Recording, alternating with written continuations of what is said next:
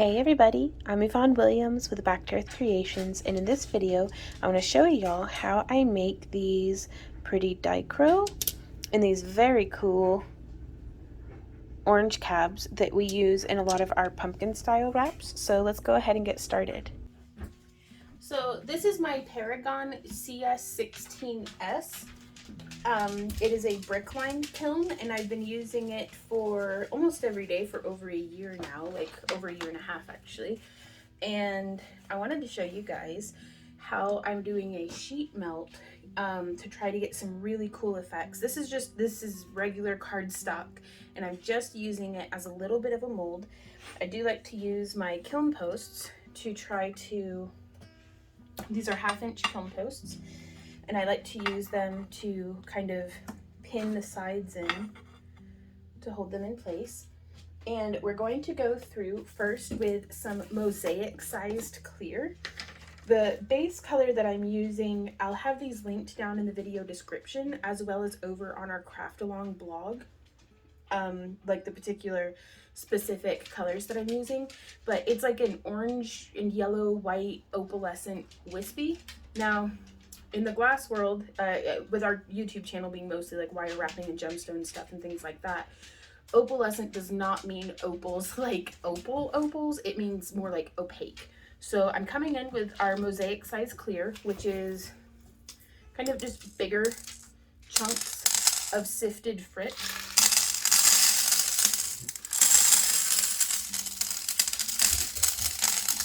And I just want to eyeball it to get like a pretty decent coverage. And then I'm also going to be coming through with, here we have some fine grained light orange translucent. All the glass that we're using is COE 96, so they are all compatible with each other. And I'm just doing a really fine misting, almost a very fine sprinkling of this fine powder.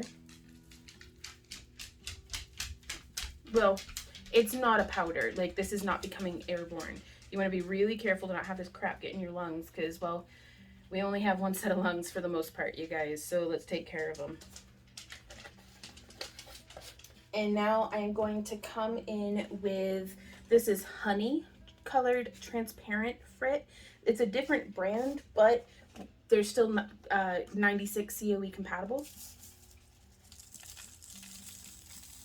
And I'm being a little heavier handed with this honey color because I want it to break up, and the orange, that's a finer frit, because this here is medium grain. So the medium grained frits, I'm also going to get in, there's like just a little bit of something that doesn't look like the right color. I've just picked it up with a soft bristle brush. The different sizes of grains, the fine grain will gather in like a little veining line, almost like a fire agate or something of like that sort, around the larger sized frits. So now that we've done all of that, I'm going to come in here now with some coarse clear.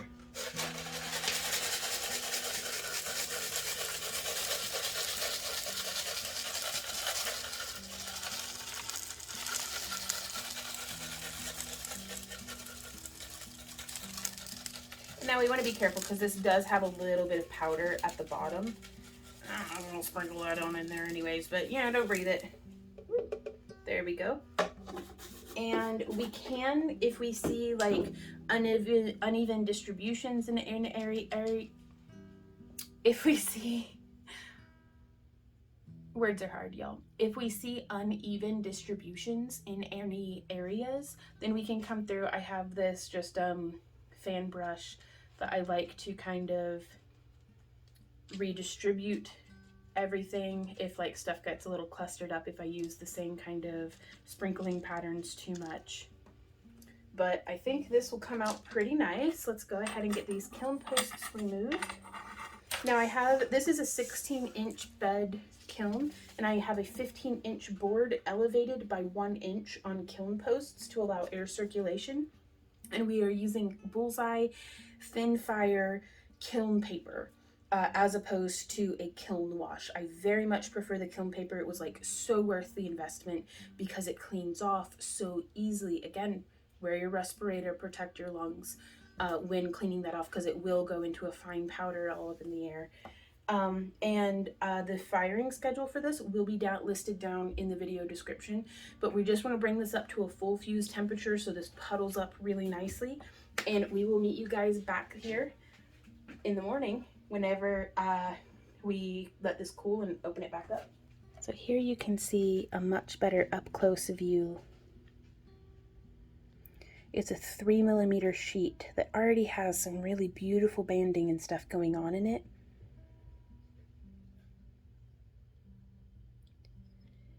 And this is how the distribution has started to come out of all of that glass that we added. Okay, so it is the following morning. We're a little under 300 degrees, and I just want to get this open to see. Ooh, oh, that's so pretty. Oh, okay, let's get a closer look. So it's quite warm, but it's kind of nice. It's not too cold today, but you can see the difference between the mosaic size and the coarse size, and the orange that we kind of sprinkled in, and how that kind of pulled up in little cells around the bigger pieces. So I'm really excited to see how this looks once it's cooled down all the way, and once we get it made into cabs. So this is our sheet of glass that we have removed from the kiln, and we cleaned all of the shelf paper. It's as easy as we just hose it off, and it's nice and clean now. I've washed, and kind of my hands are like super, I use an oil stripping soap, so I don't have to worry about like, I'm like this all day, it'll be fine. And so I try to not like touch my face or get any other oils or anything on it. And what we're going to be doing here, first off, is let's go ahead and glasses up. And I'm going to essentially be breaking down this sheet into multiple smaller and smaller segments. And the way that we go about doing this is I don't put any oil in it because I just don't feel like cleaning it again. And it seems to be working well. I've used this every day since May of like, I don't know, a year or two ago. Like it's been a minute. So I'm just going to come into the center. Hopefully these noises are not as horrible for you as they are for me. And I'm pressing quite firmly. If you wanted to be precise, you could go through and use like, I don't know, like a guide or something. But now I'm going to come through, and I used to use these guys, chomp chomp, to like, you can see how it's curved. I would line this up with the thing that we just did. Loud noises, future Vaughn, please edit this to be less loud, but eye protection, y'all.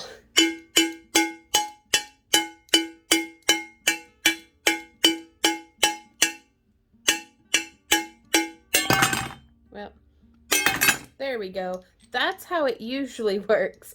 This one is just because, so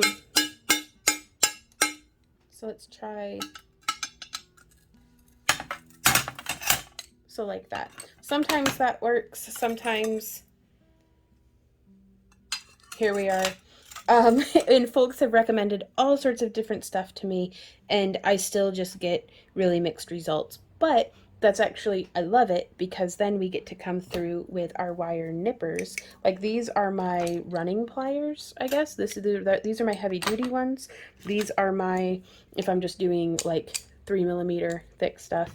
But we're gonna come through because I'm looking for irregular. I don't want all of my cabs to be exactly the same. So I'm just gonna nip off this last bit.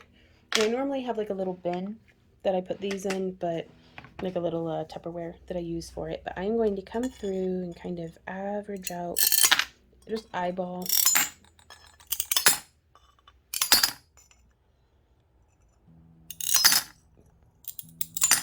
Like that. So I'm going to make these two into like great big ones. And then I'm going to go like this. And we'll make some that'll be smaller. And we can just keep going through. Personally, so I'm going to be making some of these bigger, and I'm going to be making some of them smaller, but the concept is exactly the same. I'm just going to keep chunking them up until it's all processed, because we are using these to fulfill our pumpkin wire wrapping kits, and so I do want to have a mixture of different sizes.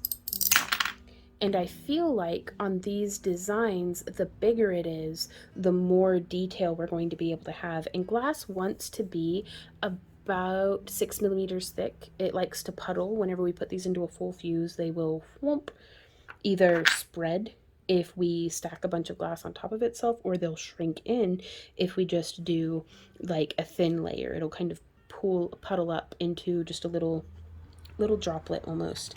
So I like doing these guys a bit bigger because you get more of that detail in it. So I'm going to continue processing all of this in the same exact manner, and then I will meet you guys back here for the next step, which is going to be adding this crinklized purple is what we're using. I get it from Art Glass Supplies. I really love them. Like, their products have all been like top notch. Basically everything glass I get from either Art Glass Supplies or Delphi Glass. And so you can see that is so pretty. Hey guys. But and that's the back side. And the way that you can tell the back from the front is whenever you look at the side here, you can see that the dichro is all the way to the edge, but then whenever you flip it over, on this one, you can see it has that, you can see that it's on the bottom. Also, it's helpful if you put your fingertip on it, and if it looks kind of like that, and there's a gap, as opposed to there's a reflection directly up against the tip of my fingernail. So, no gap.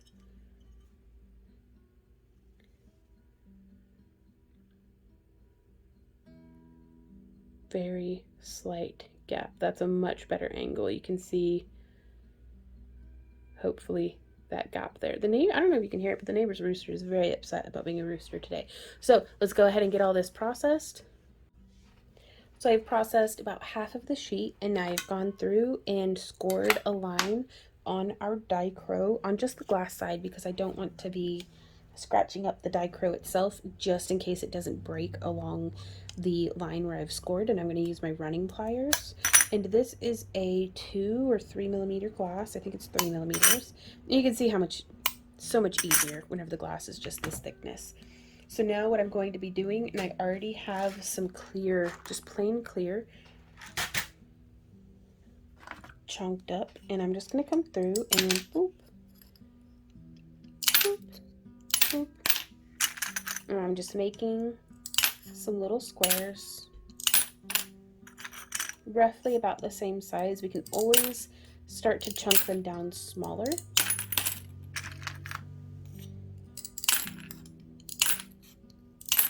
I don't use gloves while I work because I lose my tactile ability to like touch things, even though sometimes this actually is not from glass.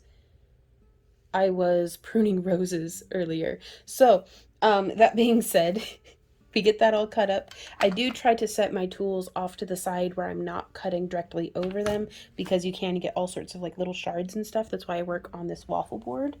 And I typically always have an apron on to try to keep it from getting like onto my clothes and stuff, and we hand vac every day after we've finished doing our glass processing for the day. So now we will take one of these. If we want to just leave it as is, we would take a piece of clear and put it on top. That one, the clear is a little small for it, but I try to make sure that the clear isn't bigger than our base color, because if it is, then we'll end up with just a little bit of extra clear over on the side. And while some folks don't mind that, it's not my favorite. So we try to avoid it as much as possible. Though sometimes you can get really cool effects with it, especially with like making like little landscapes and stuff. So this would be an example of how we would have one with just the clear on it, and then we would fire that and it would puddle up wonderfully into a nice little cab. Or we can come through, and I like to put it dichro side down onto our color, or onto our base color, and then put more clear on top of that. And this is how I'm gonna be loading the kiln with both, and then I will show that to y'all, and then we will fire it and I'll show that to y'all as well. So this is our Paragon CS16S. It is a brick-lined clamshell style kiln. You can see the heating elements there in the top. That's the little like thermostat thingy, I guess is what it's called. And we have our kiln shelf elevated by 1 inch on kiln posts. It's a 12-inch kiln shelf lined with bullseye thin fire kiln paper. And we have more kiln shelves on the corners because we're going to be adding in a second stack. We only stack 2 deep. But here you can see that's one that just has a little clear on it, and that's one that has dichro and the clear, and we are going to get these fired down into puddle cabs. Something to keep in mind before we get these fired is just like how cookies spread in the oven, you don't want to put your cabs too close, or like your puddles too close together, or they might fuse like into little bloop, like stuck together cabs. Alrighty, y'all, it is the following morning, and oh wow, those came up pretty nice. The firing schedule is down in the video description, but I basically just did like a slow ramp up to a full fuse, held it there for the recommended amount of time for a 96 COE, and then we just let it cool naturally, no venting or anything. It's at like 130 something right now, so there's still little warm to the touch, but it's perfectly fine to open it at this point. So this is the top layer, and you can see how they came out just little bloops, little drops of beauty. And then these dichro, do, shiny dichro. I get so excited every time I open the kiln, y'all. Like, look at that one. I can't wait to wash these. I'm gonna let them cool down to room temperature, and then we take them outside, get them off the kiln shelves, which you can see it's warm, but it doesn't stick. Like, so yeah, we'll get them off the kiln shelves and cleaned up, and then I'll show y'all how they came out. So we're outside where we unload the trays. That way it's a nice ventilated area. Randy does have his respirator on. I do not, because, well, I want you guys to be able to hear what I'm saying. But he unloads it into a bin of water. Whoop, just like that. Yep. But look at how pretty those are. Oh my gosh. Yeah, you can see it just leaves all that dust. So we try to keep that outside of the house as much as possible. Okay, so I don't know how well you'll be able to hear me over the water running, but we are just getting some warm water in here. And this is,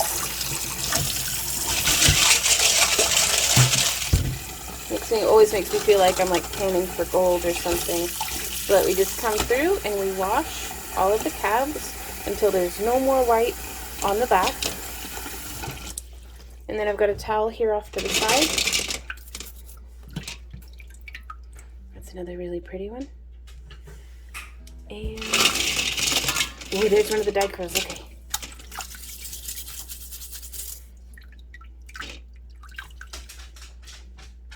So sparkly. Absolutely love that.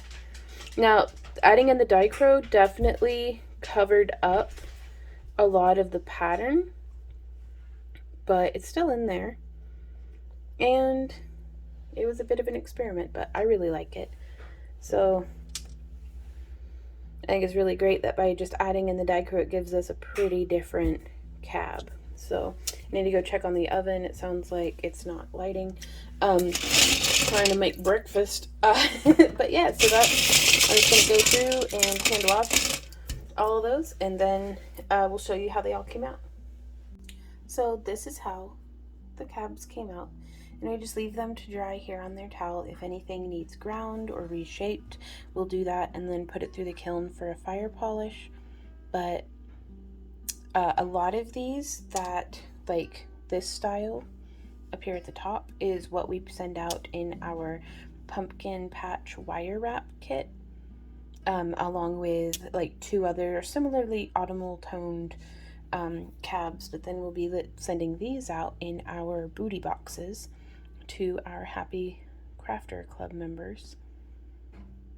So we do reserve these really big dichro for like our higher tiers, but we do try to send dichro out to, if you guys want to see a tour of that, we do have a separate video that kind of takes you through a guide through of what you can expect in your kits from about mid-October 2021 onward. So we've been sending out kits for a couple of years now, but we're always trying to improve and do better and, you know, bring new and exciting and more to you guys. So producing our own cabs in-house has really allowed us through the pandemic and everything to not rely on external sources. So it's been very nice to be self-sufficient in this way, and I absolutely love seeing y'all use our artwork in your works of art. So if you're interested in purchasing any of these cabs, visit us at backtoearthcreations.com, or there are links down in the video description, as well as all of the technical information for like the specific glass names that we used, the firing schedule, stuff like that. So if y'all have any questions, just let us know and we'll try our best to help you out. So until next time, y'all, happy crafting. Mwah. Bye.